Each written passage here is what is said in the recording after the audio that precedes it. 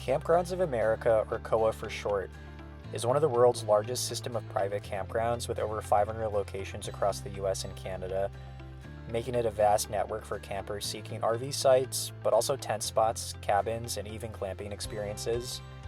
They operate as a franchise with a mix of owned resorts and independently owned parks.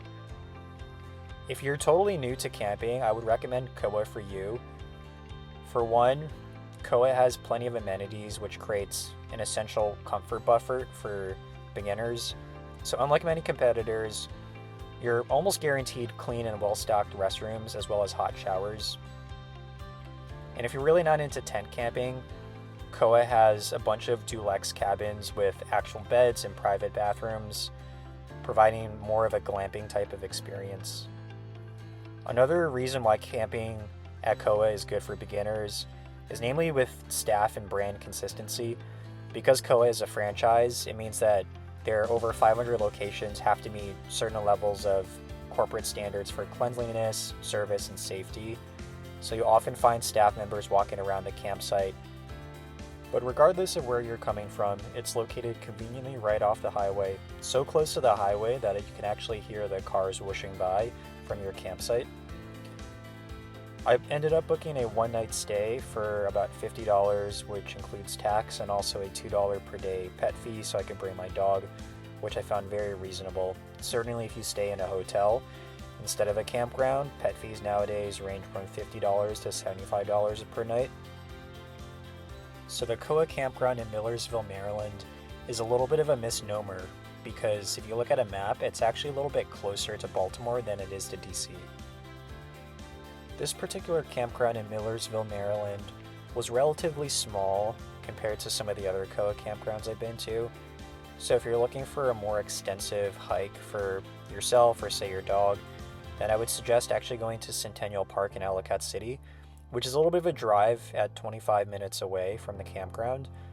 But there's a beautiful 2-mile loop around a lake that'll allow you to get in some steps before you actually drive to the campground. Since KOA Campgrounds likes to keep a consistent brand throughout the nation, you'll typically find the same set of amenities regardless of what location you're camping at. For example, there's always a general store where you check in to get your campsite placard for your card, as well as you can pick up goods related to ice, food, laundry detergent, snacks. This location even had some apparel that was DC focused, as well as some frozen meals if you want to heat them up. At the back of the campground, there is a sign pointing to a nature trail, which is not heavily advertised on the KOA Campground website, and you actually can't really find evidence of it on Google Maps. But it's quite a pleasant trail, stretching about maybe half a mile to 3/4 of a mile in length. You'll see here that I ended up walking this trail with my dog.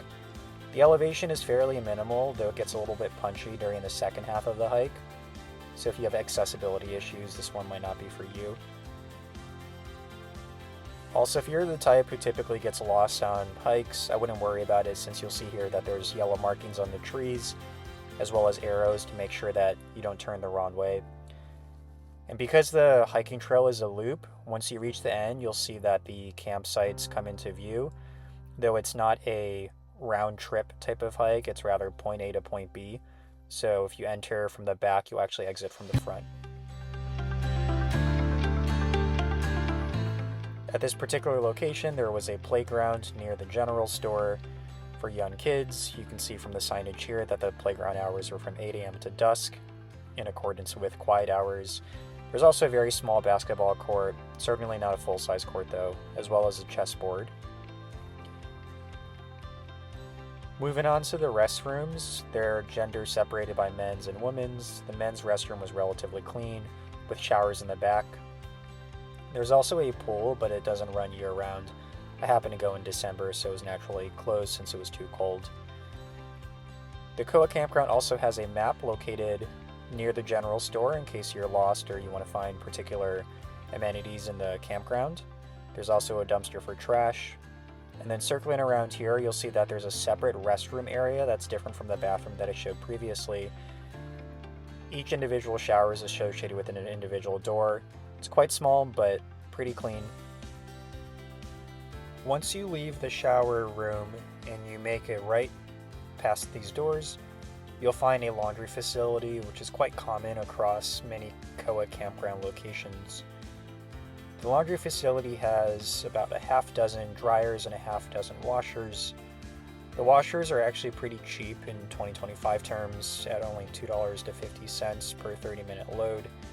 And then if you come across here, you'll see a pricing chart which shows that dryers are $1.50 per 30 minutes.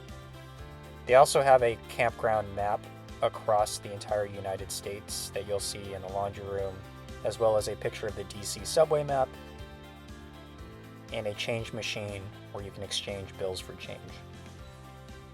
Most of the campsites are dedicated to large RVs since that caters to their primary audience, as you'll see here. In terms of my accommodations, I ended up taking the non-traditional route and ended up just sleeping in my Tesla Model Y. Given that this vehicle has the ability to keep the car warm during night, it's a feature called Camp Mode.